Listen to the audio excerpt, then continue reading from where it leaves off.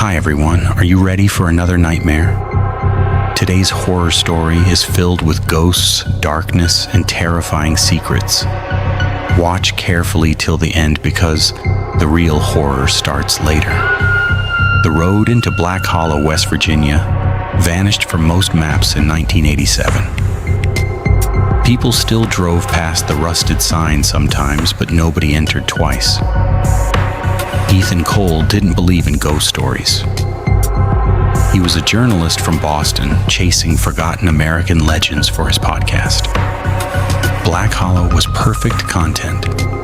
An abandoned mining town deep in the Appalachian woods, surrounded by stories of disappearances, screaming tunnels, and a church that rang its bell at midnight, despite having no priest for 40 years.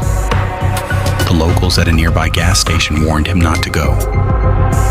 "Leave before dark," an old man whispered. "The Hollow keeps what it sees." Ethan laughed it off. By sunset, he reached the town. The place looked frozen in time. Empty houses leaned sideways like tired corpses.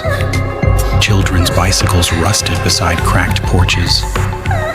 The wind carried a strange metallic smell like old blood and wet iron. He parked near the church. As soon as he stepped out, his phone lost signal.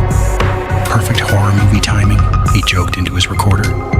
Then the church bell rang, one loud, echoing boom. Ethan froze. The church tower was broken. Half the bell hung loose inside the frame. Yet it rang again. Boom!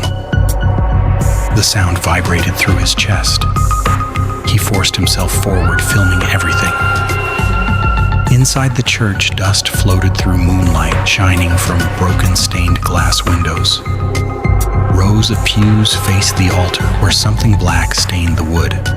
Not paint, dried blood. Ethan backed away slowly. That was when he heard footsteps upstairs, heavy, dragging. He called out, "Hello?" No answer. Another step, then another.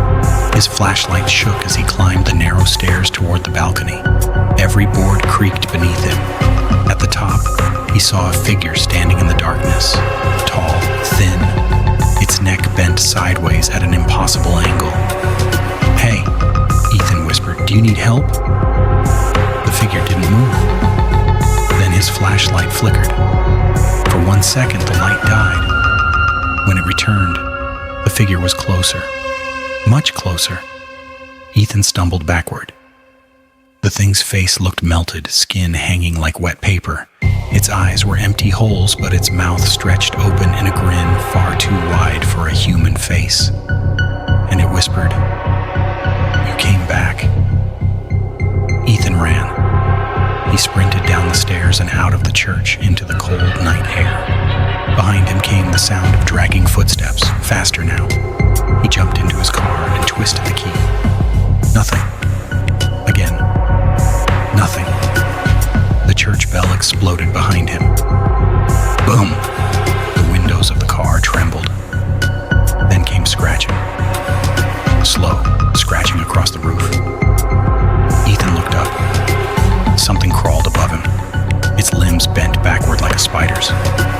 Black liquid dripped down the windshield. He could hear its breathing, wet, bubbling breaths. Suddenly, a woman appeared beside the road. She wore an old white dress covered in dirt.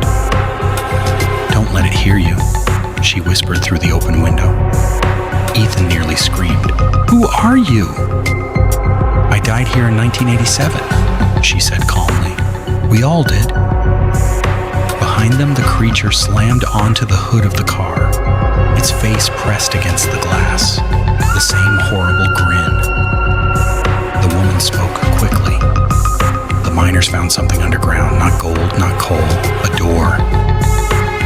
The creature began pounding the windshield. Crack.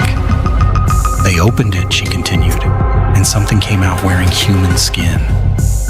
Crack. The glass splintered. "It learns your voice," she whispered.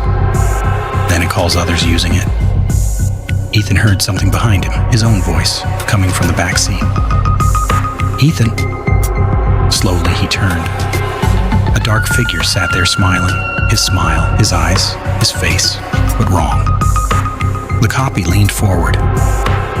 "You should have left before dark." The windshield shattered.